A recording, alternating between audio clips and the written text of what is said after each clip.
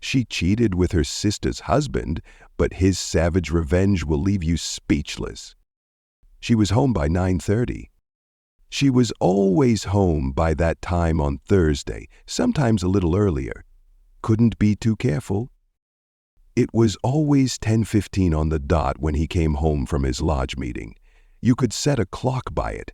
Her father got him into it. He only went along with it to please them both. But after he joined, he found he enjoyed the civic service aspect. He was so good at organizing fundraisers and social events that he was nominated and elected to the Board of Governors.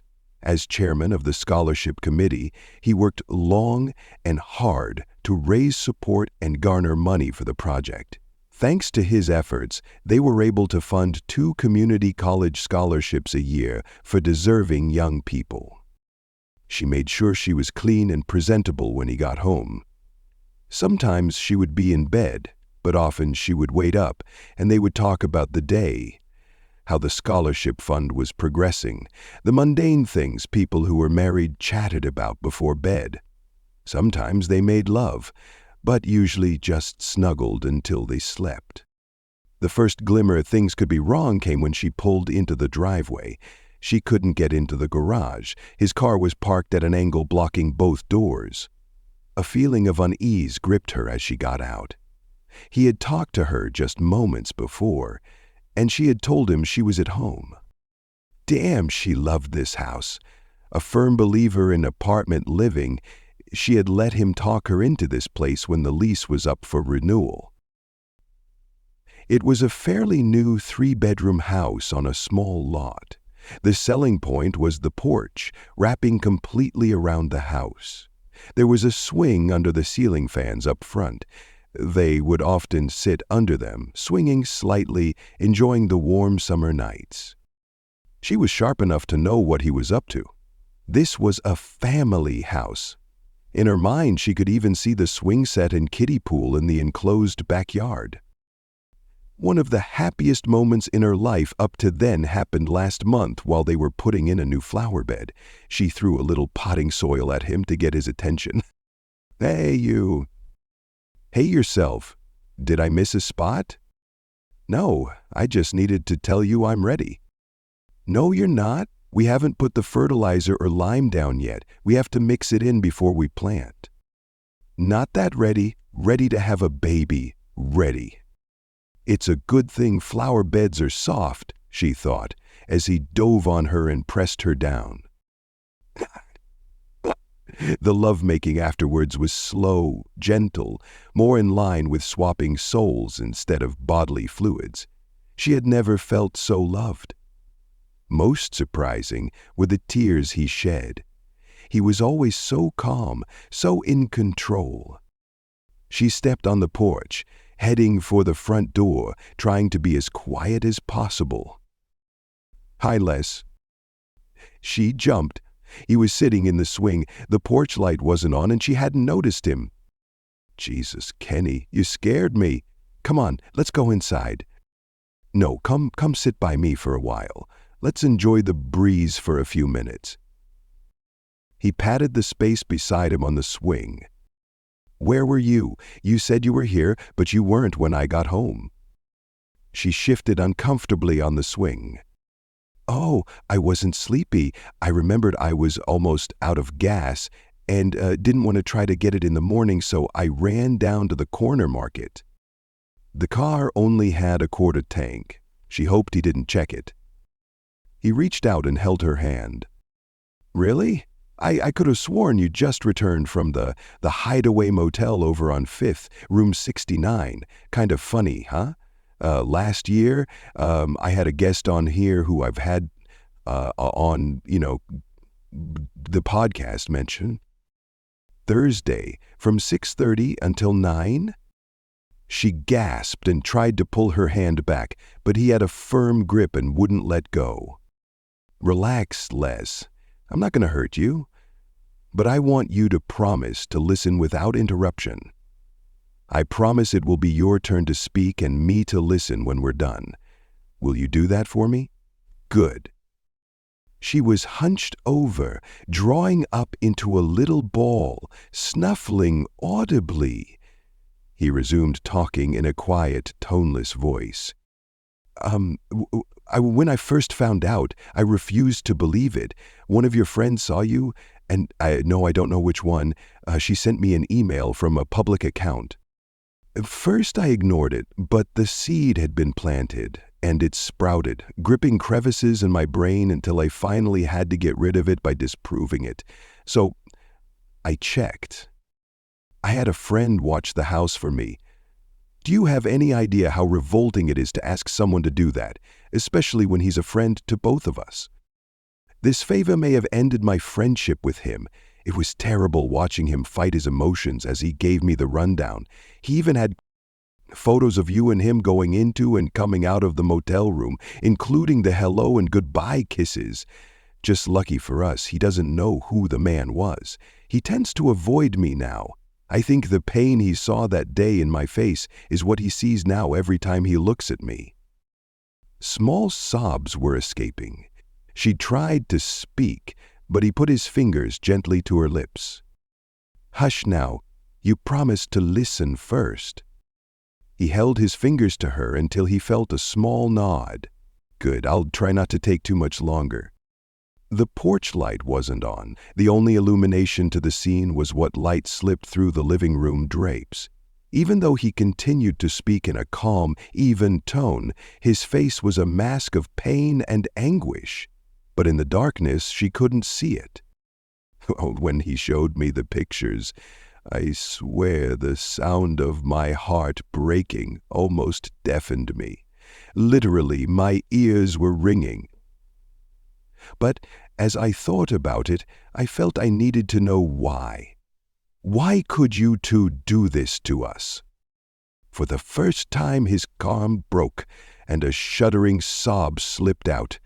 He breathed deeply for a minute, fighting for control. Your own sister, Leslie, how could you? When your mom died, she stepped in and practically raised you. You have to know, at 15, the last thing she would want was the responsibility of a 9-year-old, but she stepped up. Missed dates, dances, school activities, so she could be available for you. Your dad told me one year money was so tight that she gave up Christmas so you could have something under the tree. She loved you more like a daughter than a sister. You know she will eventually find out. Even though she deserves the truth, I'll never tell her. I love her too much to inflict such pain. Maybe she can forgive Jerry. She's the best woman I know. But forgiving you, Les, I don't know if even her heart is that big. Tears were rolling down her cheeks, gaining in speed and volume as she realized for the first time the repercussions of her acts. She remembered the thrill, the smugness of knowing a secret, of getting away with something. It seemed so childish to her now. Her mind was already seeking ways of damage control, hoping desperately she could fix this. How could she have been so stupid? But deep down she knew he loved her so much he would forgive her anything. That was her anchor, her rationalization that even if she was caught, he would never leave her. For the first time, doubts crept in. I had to know, Les. Why? It was consuming me, so I bugged your purse. Remember that spiffy little flashlight I bought for you? It was also a voice-activated recorder. Amazing what you can find on the net these days. You know what amazed me? There didn't seem to be any spark between you. It was like, we're here, let's make out so we can get home to our families. Even referred to it once as knocking off a quick piece, and you were giggling and agreeing. If it meant so little to both of you, why did you do it? Oddly, though, that gave me hope. If it meant so little, then maybe it was going to end soon. Had that happened, I would have took my knowledge of your affair to the grave. I had a plan. I was going to change my habits, make it hard for you to keep your meetings. My thinking was that if it meant so little and I was making it difficult to get together, throw just enough hints to scare you, you two would just give up. I even removed the recorder from your purse, but then I did something stupid. I listened to it. Want to know why I cried when you said you were ready to have our baby? It was because of that, and to me, it meant your affair had run its course." He stopped, talked out for a bit. He held her hand and rocked for a bit, shushing her when she tried to speak, reminding her she would get her chance later. After a bit, he started again. "Then I listened to that damn tape. That was your undoing, Les. I heard you tell him that this was the last time. When he said forever, I swear I heard angels. But it was demons gnashing their teeth in glee. If you can't remember your answer, I've still got the tape." He hit the button on the tape, and she heard her world end by her own words. "Of course not, Jerry, just long enough to get pregnant. I love him, and I want to be sure it's his. 2 weeks after the doctor confirms I'm preggers, you'll be back in the saddle. We may have to meet more often. All my friends say being pregnant makes you horny all the time. Just be glad Kenny will be there to take up the slack." Even in the dark, Kenny could see the paleness in her face. Rapid, shallow breathing indicated the start of hyperventilation. He waited until her breathing returned to normal. "You have no idea what went through my head, Les. Ugly things. Things so vicious and vile, I'm ashamed they occurred to me. I was going to destroy you. Maybe kill Jerry. Finally, I calmed down and thought it through rationally. I've been considering what to do for the last 2 weeks. It took me a while, but I came up with the perfect revenge. I bet you're dying to know, aren't you, Les?" She was terrified. "Well, honey, here it is. It was so simple, I don't know why it didn't occur to me earlier. You don't get to love me anymore. It will never again be Kenny and Les. From now on, it's just Kenny and just Leslie. We are no longer one. We'll never have children. The 2 girls I wanted, because I thought there should be more like you in the world, will never be. The little boy with your grace and my size, he will never exist. We'll never go to Lama's class together. I'll never rub your tummy with lotion to minimize your stretch marks. I'll never hold your hand and cut the cord in the birthing room. The childhood illness, seeing them off to kindergarten, middle school, high school graduation, college, will never happen. No birds and bees talks, no celebrating sports triumphs, consoling them when they lose, no driving lessons, no losing sleep when they first start dating, no grandchildren.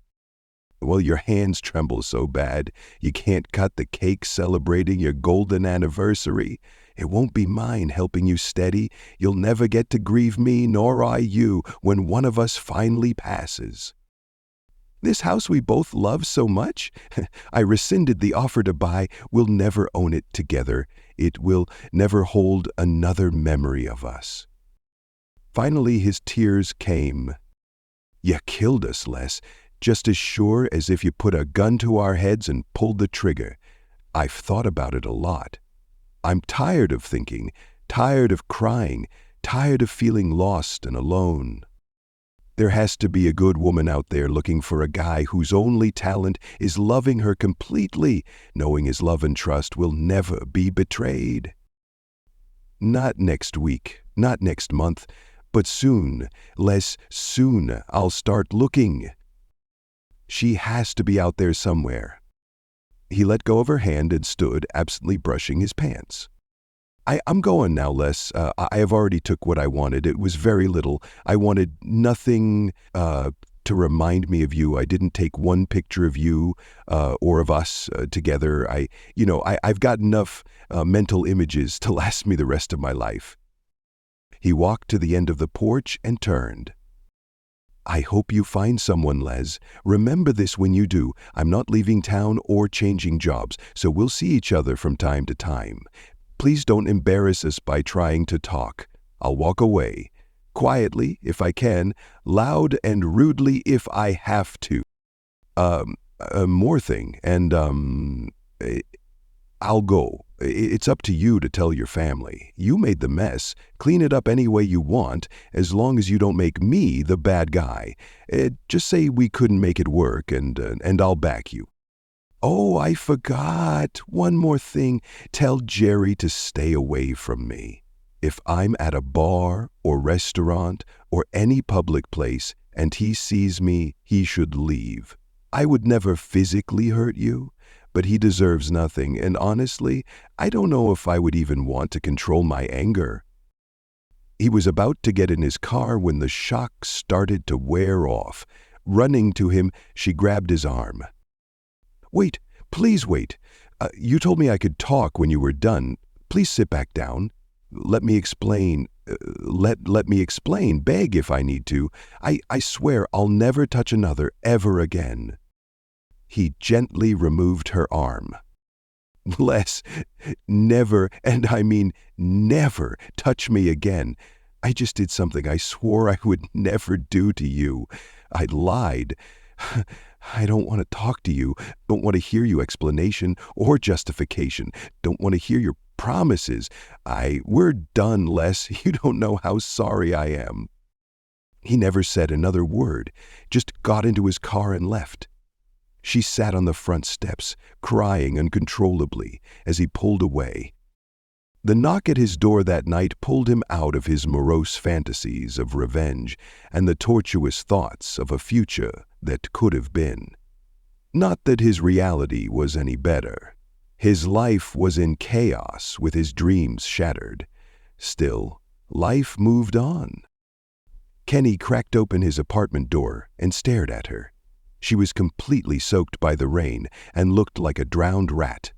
Her visit wasn't a surprise, and he'd actually expected it sooner. Her life, along with her sister and father's lives, had all been turned upside down. It had been a month since he'd confronted his soon-to-be ex-wife. Since then, there'd been such a whirlwind of events that he struggled to keep them all straight in his head. They were like demons escaping Pandora's box. He'd flung that box open when he'd told Leslie he knew about her affair and that their marriage was over. The nightmare of their confrontation was burned forever into his memory. He hadn't let her talk that night because there wasn't anything she could have said that would have changed things. She'd cheated on him multiple times and had no intentions of stopping. There weren't any words that could help soothe the burn from the things she'd stated to Jerry or the way she'd enjoyed her affair, even if the love wasn't all that satisfying to either of them. It was a game to them. The fact it had been with her brother-in-law, and was such a dispassionate affair, still baffled him. She'd slept with her older sister's husband and had thrown away their marriage simply because she could. She'd even promised her fellow cheater he could begin having her again after Kenny had gotten her pregnant. That had been the coup de grace, the dagger in Kenny's heart. Even up until then, Kenny had been willing to try and salvage the marriage, but after he'd learned about the simple, callous expectation of his wife to continue to cheat on him, his marriage died. Kenny looked at his visitor and felt his heart break. Her mascara ran down her cheeks, mixed with her tears, and it made her look like a pitiful raccoon. She looked so alone, veiled in her pain and confusion. She peered up at him with pleading eyes, begging him for a reprieve from her torment. He reached out and she fled into his arms. "Shh," he whispered softly in her ear as she sobbed. "I'm told this nightmare will end. Someday soon, I hope." She clung to him and bawled like a little girl who'd lost her favorite pet. Still solidly attached to his chest, Kenny guided her into the apartment and shut the door. "Why?" she muttered through her tears. "Why?" He said softly, "I don't know why." He felt her slowly shaking her head as her crying lessened. She looked up at him and stared deeply into his eyes. "No, not that," she whispered hoarsely. "Why didn't you tell me?" Kenny stared back down at his sister-in-law. He wiped some of her tears away before taking care of a few of his own. "Jill, I couldn't," he finally managed, his voice breaking with emotion. "I couldn't be the one to bring you that kind of pain. You didn't deserve this." "But neither did you." "No, but here we are anyway."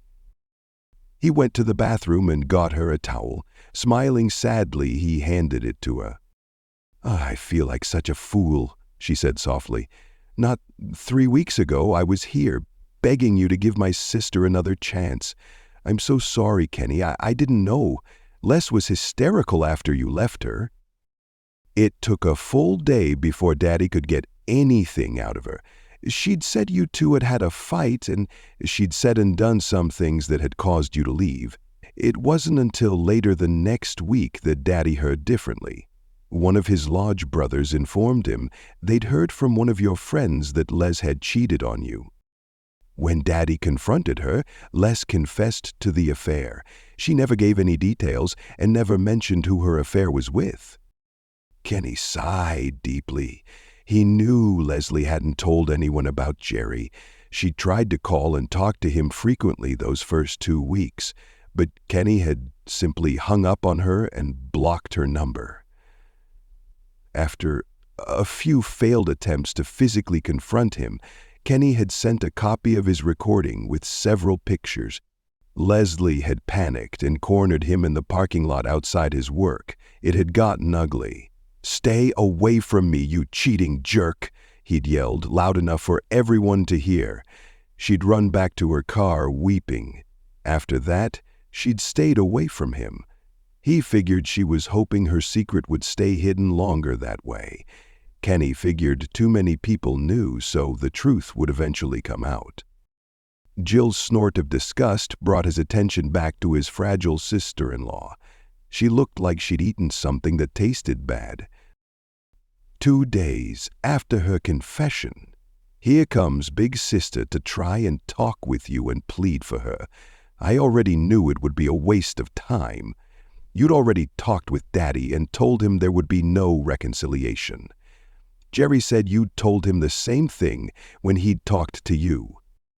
She paused and looked up at him. "Never talked to you, did he?" she said, wiping away a tear. Kenny shook his head. "I figured as much after Daddy told me about Les and him. Damn him! Now I have to question everything he's ever told me. You know, my heart actually broke for my sister those first weeks," she said softly, as she fought back more tears. "My heart broke for you too, but her pain was right in front of me.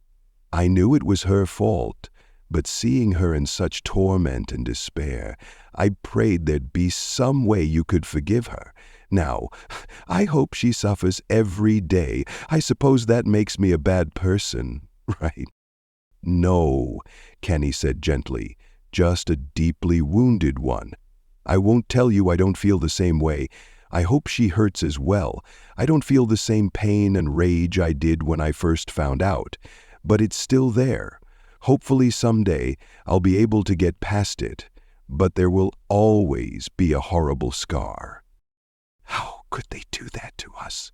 she whispered, then buried her head into his chest again and silently cried. After a few minutes, she became very still. Then, in a very small voice, she spoke. "You know, you could have told me. It would have been better hearing it from you rather than finding out the way I did." "I'm sorry, Jill, but there is no better way to find out the one you love has betrayed you. And even worse, they betrayed you with someone you loved and trusted in, your own family. Besides, I knew you'd find out soon. Too many others knew about it to keep it hidden for long. I figured many of our friends would know why we split up very quickly. Then, other things happened that were even more obvious. In the end, how did you find out?" "Daddy told me. It almost killed him to do it, but he was finally able to." "That makes sense. Your father always was smart. I knew after my run-in with Jerry at the lodge, he'd put it all together." "Run-in?" She snorted and wiped her nose on her sleeve. Daddy said it was more like an life-kicking. Well, he smiled. Well, the bastard certainly deserved it, she said, still trying to dry herself. Kenny, you wouldn't happen to have anything dry I could wear, would you? I'll find something, but it'll probably be way too big. I don't mind as long as it's dry. He found her a pair of his sweatpants, socks, and a sweatshirt. She took them graciously, dropped the towel on the chair, and went to change in the bathroom. While she changed, Kenny sat back in his chair and thought back to his one and only meeting with his soon-to-be ex-brother-in-law. Jerry had recently been invited to join the lodge again. He'd turned down a couple of invitations in the past, and now Kenny suspected he knew the reason. It was apparent that banging his sister-in-law was more important than trying to impress his father-in-law. After his confrontation with Les, Kenny wanted to make sure he minimized any further contact with either of them, so he'd requested Jerry's invite be revoked for personal reasons. He'd refused to give specifics to the membership committee, but informed them that if Jerry joined, he'd resign. Jerry's invitation was quietly rescinded. When Bert told him the news, Jerry didn't take it well. He confronted Kenny at the next lodge meeting. Kenny wasn't sure if it was Jerry's arrogance or stupidity that led his brother-in-law to publicly confront him at the weekly meeting. He figured Jerry evidently didn't think he'd expose his part in Kenny and Leslie's divorce. He was wrong. Jerry confronted Kenny at the lodge, accusing him of taking his divorce out on the family. When Jerry grabbed Kenny's arm, Kenny retaliated fiercely, leaving Jerry bloodied and bruised. Bert, Kenny's father-in-law, witnessed the fight and later ensured that Jerry didn't press charges by rallying the lodge members to back Kenny's alibi of Jerry being mugged. Fearing more backlash, Jerry left town. Jill, devastated by Jerry and Leslie's betrayal, leaned on Kenny for comfort. While holding her during an emotional breakdown, Kenny found himself deeply admiring her inner strength and kindness, qualities he hadn't seen in Leslie. Though Kenny realized he cared deeply for Jill, he knew pursuing a relationship with her would be inappropriate, given the emotional chaos they were both enduring. As Jill lamented wasting her years with Jerry, she revealed that their lack of children was because Jerry claimed he wasn't ready, deepening her feelings of regret. Kenny assured her that she was remarkable and deserving of better, planting seeds of self-worth and hope for both of them as they began to rebuild their lives. He nodded. "Damn, I feel like such a fool," she said bitterly. "I feel like I wasted my best years on that jerk." Kenny couldn't help but think he'd married the wrong sister. It was a thought that had crossed his mind several times the past month. Slowly, he shook his head in regret. "Hang in there, beautiful," he gently encouraged. "There's going to be a line of guys waiting to ask you out before this is all over." "You really think so?" she whispered. "You're not just saying that to make me feel better?" "Well, I do hope it makes you feel better, but it's still the truth. Jill, think about it. An attractive, early 30s divorcee with a heart of gold? Priceless." This time, she slowly stepped into his arms and buried herself back into his chest. Through her soft sobs, he could make out the occasional muffled, "Thank you." "Of course," he said gently, leaving the thought hanging. She quickly looked up at him in alarm. She peered into his eyes, searching for a hint of what he was about to say. "Of course," he continued, grinning, "you'll need to lose the drowned raccoon look." Her laughter was like a soothing balm for his own wounds. They held each other, two wounded souls clinging to each other, each finding safety and comfort in the arms of someone who loved them. They say time marches on, and Kenny found it to be true. Some days it marched slowly, other days quickly, but most days it seemed to march right over him. With her and Jerry's secret exposed, it didn't take Leslie long to change her tactics concerning Kenny. Gone was the fear of her family and friends finding out what had happened. Most either suspected or knew the reason behind the divorce, so there wasn't a reason not to aggressively chase after Kenny. It was quickly evident that tactic was a bad one. Kenny's responses got uglier and louder with each attempted confrontation. Soon, Leslie was languishing in a hell of her own making. The loss of Kenny was devastating, but she knew she'd been the one who threw him away. She knew she was also guilty of betraying her own sister. Her guilt and remorse was overwhelming. She was at a loss, trying to find a way to begin restoring those relationships. She'd started fighting the divorce at first, but with the lack of support from her family and friends, she soon realized the futility.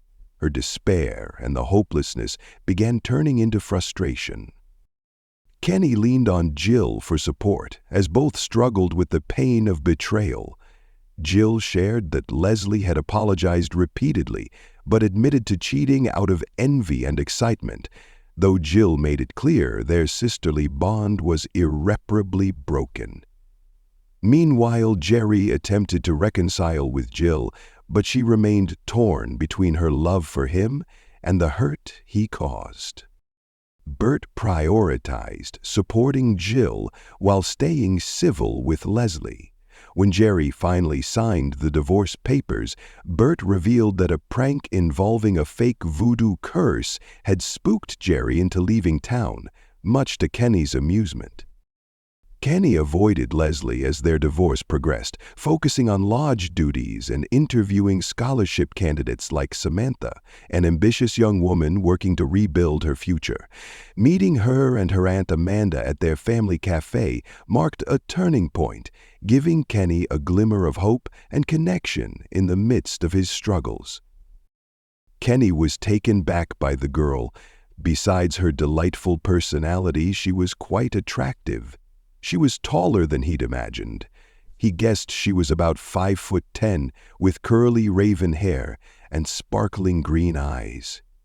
She had the lithe body of youth, but had the curves that hinted of having quite the attractive figure as she matured. They talked for the next several minutes as Sam confirmed her interests and information. Her grandparents had died in a car accident, and her aunt had moved back home from Florida. She and Aunt Amanda got along wonderfully and bonded even more after their loss. When Kenny questioned if she needed to get back to work, she assured him her aunt had told her she was covered. Kenny noticed a dark-haired, squatty woman with a warm smile behind the counter. He was slightly surprised, since the woman didn't resemble Sam very much, and she appeared older than he'd expected.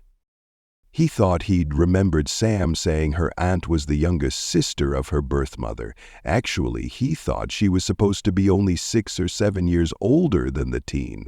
The woman behind the counter looked like she was pushing 40. Kenny didn't get the opportunity to ask before he heard a commotion behind him. Turning, he stared at Leslie storming over to them with fire in her eyes. "You hypocritical bastard," Leslie screeched. "So this is why you won't even talk to me and try to work on our marriage. You couldn't even wait until the divorce was final before replacing me with this child? What did you do, troll the high schools to find her?"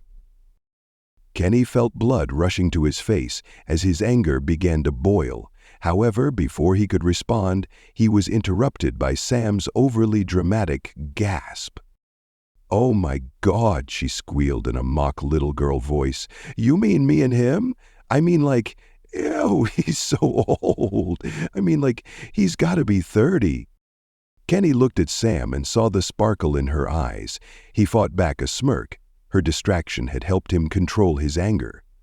He turned back to Leslie and replied in a cool, controlled voice.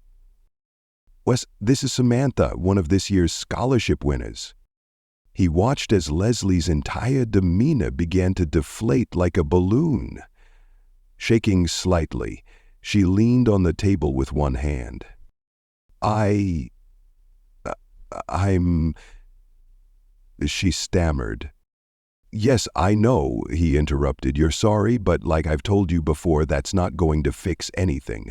The reason I'm not fighting for our marriage is because it's dead. You killed it by cheating on me, and it wasn't just me you betrayed. You slept with your own brother-in-law. He heard both women gasp. He looked over at Sam and saw all the playfulness was gone from her eyes. In its place was something more like pity. That thought made Kenny's stomach sour, and the anger that had been kept in check rolled forth. He turned back to Leslie, and the look he gave her made her recoil. Missing was any love or kindness towards her. And to answer a few of your other questions, he seethed. I'd have had to go to an elementary school to find someone as selfish and shallow as you are. I'd be hard-pressed to find a supposed loving spouse who would destroy their own marriage and one of their siblings as well, just because she could. You're right, Leslie said with tears starting to stream down her cheeks. I was a selfish bitch. There's no excuse for what I did. But, Kenny, I can change. Please don't do this to us. I love you. Love me? Love me? Kenny yelled. You've got to be kidding, right? Tell me, Les, where was that love when you were destroying your sister's marriage? The same sister who basically raised you. She's the same sister who sacrificed most of her life for your sorry life. What did she ever do to deserve that from you? Did you love her while you were making out with her husband? Leslie stared at him in horror. Never in her darkest nightmares had she ever considered Kenny would air out their problems in public. However, now she stood in front of him as he spewed their private pains and betrayals for all to see. Make no mistake, Les, I didn't do this to us, you did. So tell me, Les, did you love me when you were planning on letting me get you preggers quickly so you could get your love buddy back in the saddle? What kind of love is it that looks forward to having some piece of shit lover spew his semen all over our child? What kind of sick bitch would ever call that love? Leslie fell into an empty chair weeping. She was soon gasping as she began hyperventilating.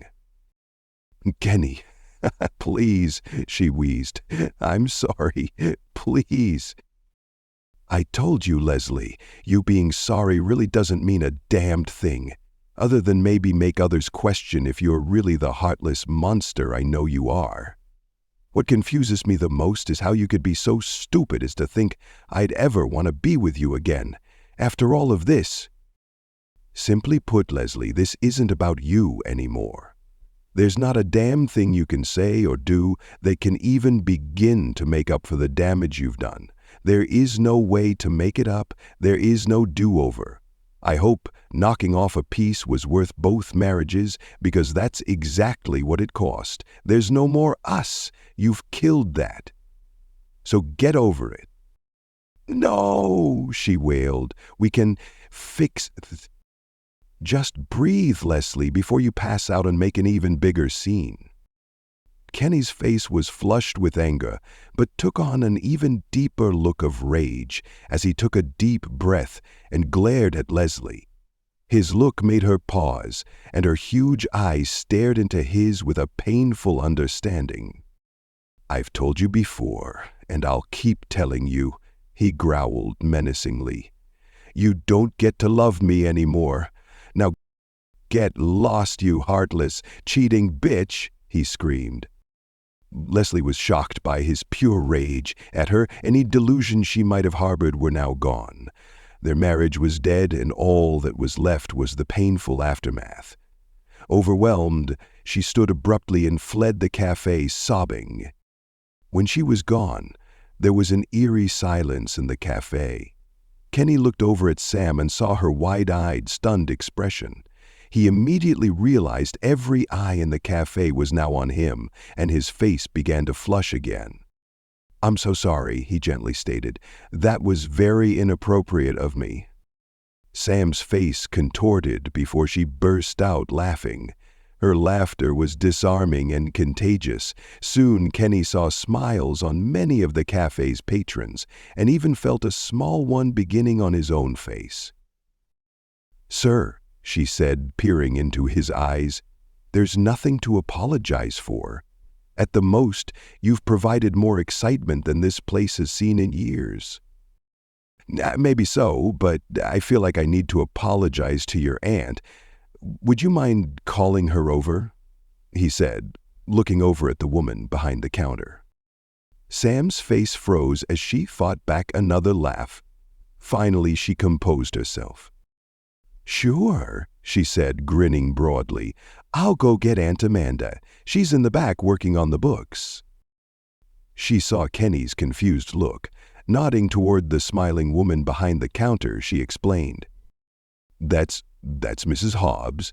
She and her husband were friends of my grandparents. They've worked here for ages. Now I'll go get Aunt Amanda." Kenny sighed as he watched Sam get up from the table and hurry back behind the counter. He stared down into his coffee and tried to wrap his mind around what had just happened. He wondered how long this nightmare would keep resurfacing. He knew he'd been cruel, but Leslie wouldn't let it go. He was done with the marriage and knew it was time to move on. It was like what he'd told Leslie that night. He'd start looking for someone to share his life, and he'd start looking soon. He was so wrapped up in his thoughts, he didn't hear them approach his table. Sam, clearing her throat, brought his attention to the two women standing in front of him. "This," the teen said proudly, grinning, "is my Aunt Amanda." Kenny looked up and was stunned. Standing there was a shorter, curvier, mature copy of the attractive teen. Her raven tresses flowed over her shoulders, and she had the same dancing green eyes. He was momentarily stunned. Kenny stood up and stumbled through the introductions. The two women joined him at the table, and Kenny began to apologize again. "Please," Amanda said warmly. "Don't think any more about it. Your apology is accepted, but isn't necessary. Actually, it reminded me of my last conversation with my ex-fiancé right before I moved back here." They all laughed, and any tension or awkwardness was soon dispelled. Soon Kenny and Amanda were talking easily with each other. Neither realized they were now effectively ignoring Sam. Sam cleared her throat again, and they stopped, then smiled sheepishly. "Well," Sam said as she leaned towards Kenny. She placed her elbows on the table and rested her face in her hands. "Well, I wanted you to know I lied to your wife. You're not that old, just experienced. And since I'll soon be in college, I'm eager to further my education. Maybe you could teach me some things." Kenny choked on his coffee as Sam smiled sweetly. Amanda arched her eyebrow at her niece. "Well," Amanda cooed, "I've been out of college for a few years, but I'm always interested in continuing education." Kenny choked again, much to the delight of both women. He stared into two pairs of mischievous green eyes. "Samantha," Amanda said authoritatively, "I believe Mrs. Hobbs could use a little help behind the counter." "Yeah, right," Sam said, rolling her eyes. "Okay, Auntie, I'll go take care of the customers while you two sit and stare at each other for a while. Well, at least until he finally asks you out." "Sir, thank you and your lodge for the scholarship. You won't be disappointed." "By the way," she said, laughing as she walked away, "the cafe closes at 9. My aunt can be off before then since she's the owner."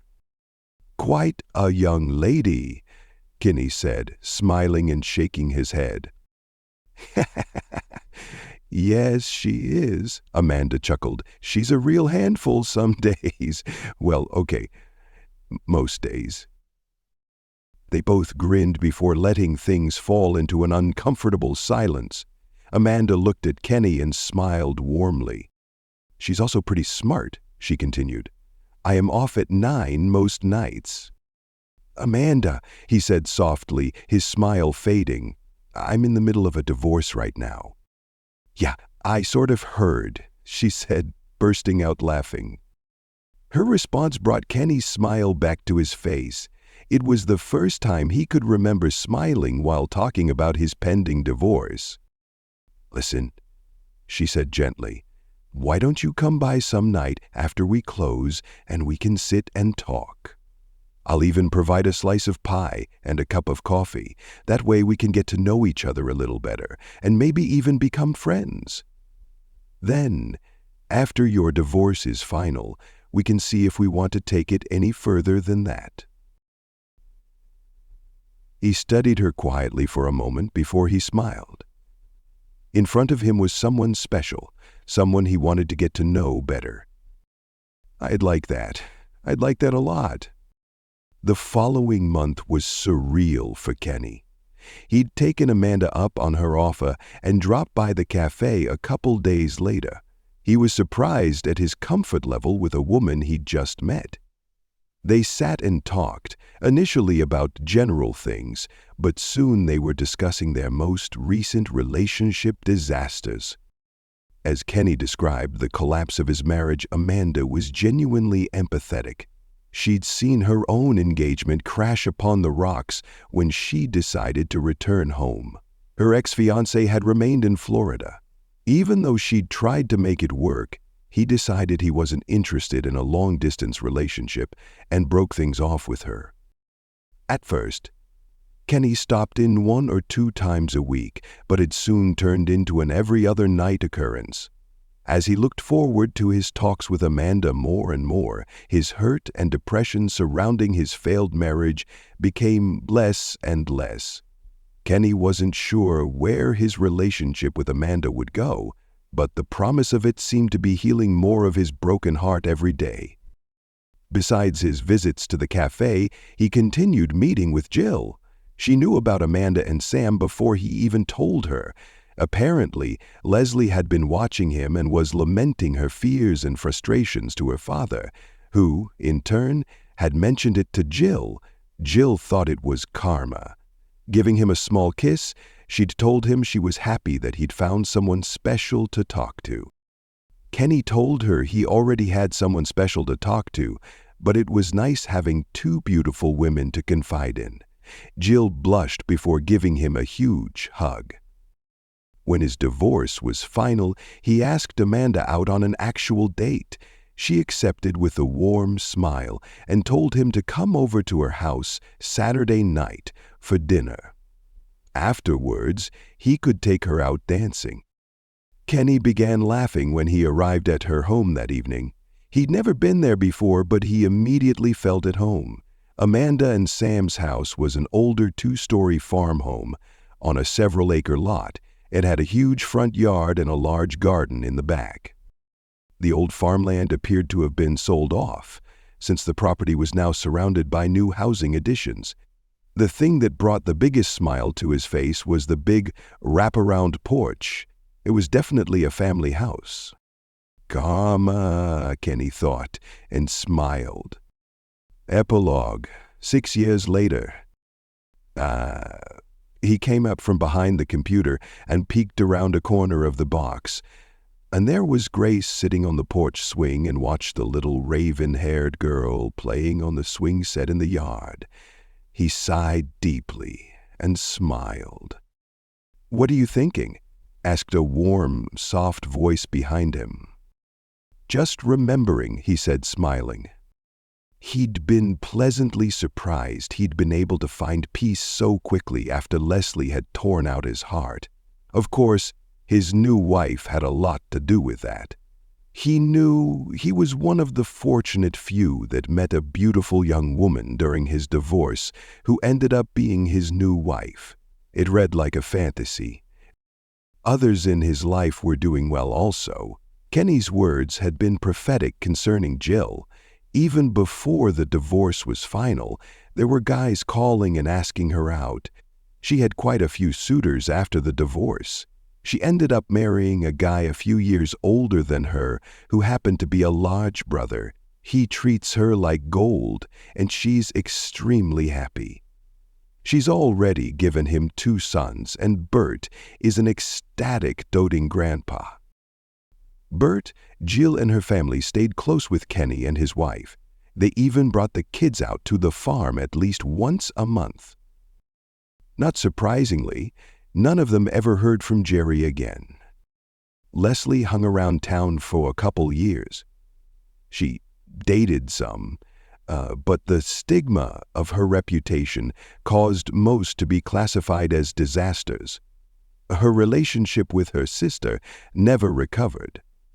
Jill learned to be civil with Leslie, but they were never close again.